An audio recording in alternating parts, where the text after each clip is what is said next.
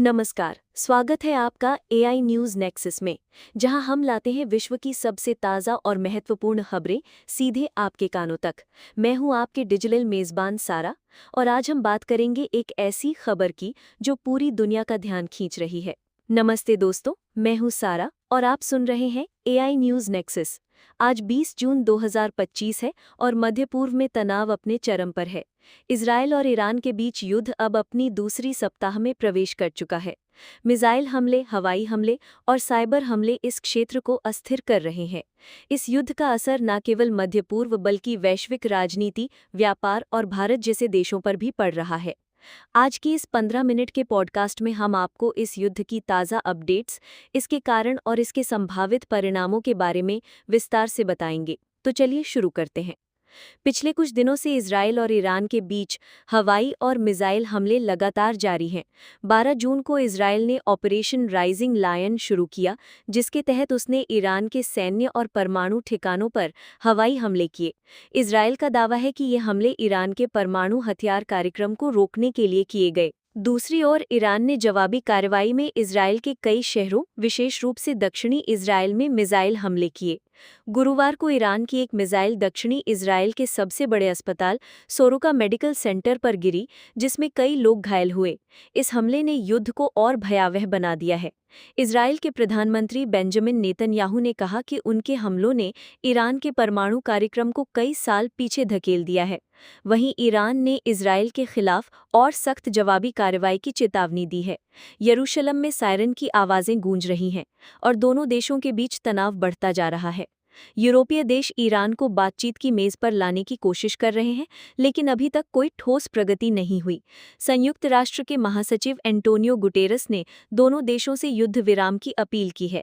इसके अलावा एक नया मोड़ तब आया जब एक प्रो इजराइल हैकर समूह ने ईरान की सबसे बड़ी क्रिप्टोकरेंसी एक्सचेंज नोबिटेक्स पर साइबर हमला कर $90 मिलियन की चोरी का दावा किया।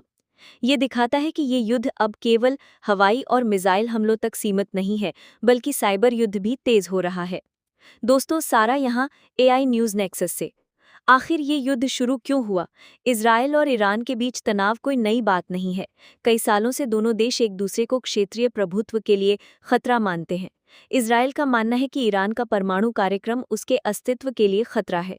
दूसरी ओर ईरान का कहना है कि इजरायल की आक्रामक नीतियां और क्षेत्र में उसकी सैन्य मौजूदगी मध्य पूर्व की स्थिरता को नुकसान पहुंचा रही है। इस युद्ध की शुरुआत तब हुई जब इजरायल ने 12 जून को ईरान के सैन्य ठिकानों पर अचानक हमला किया। कुछ विशेषज्ञों का मानना है कि इजरायल का लक्ष्य ईरान में सत्ता परिवर्तन करना हो सकता है, लेकिन इस हमले ने ईरान को और आक्रामक बना दिया और उसने जवाबी हमले शुरू कर दिए। इस युद्ध में अमेरिका की भूमिका भी चर्चा का विषय बनी हुई है।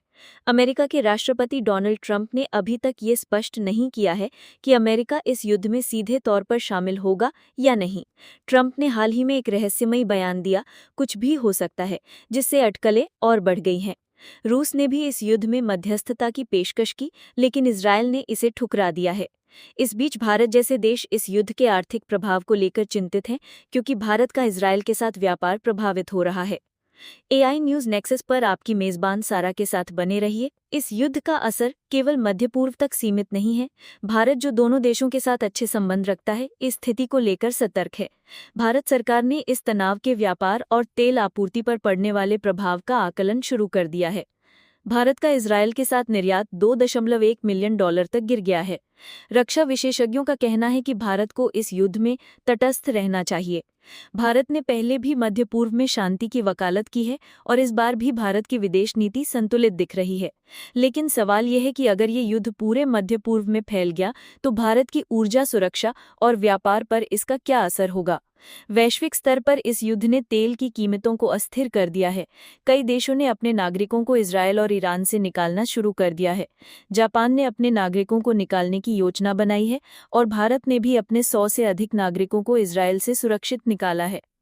तो इस युद्ध का भविष्य क्या है? क्या ये एक पूर्ण युद्ध में बदल जाएगा या कूटनीति से कोई हल निकलेगा?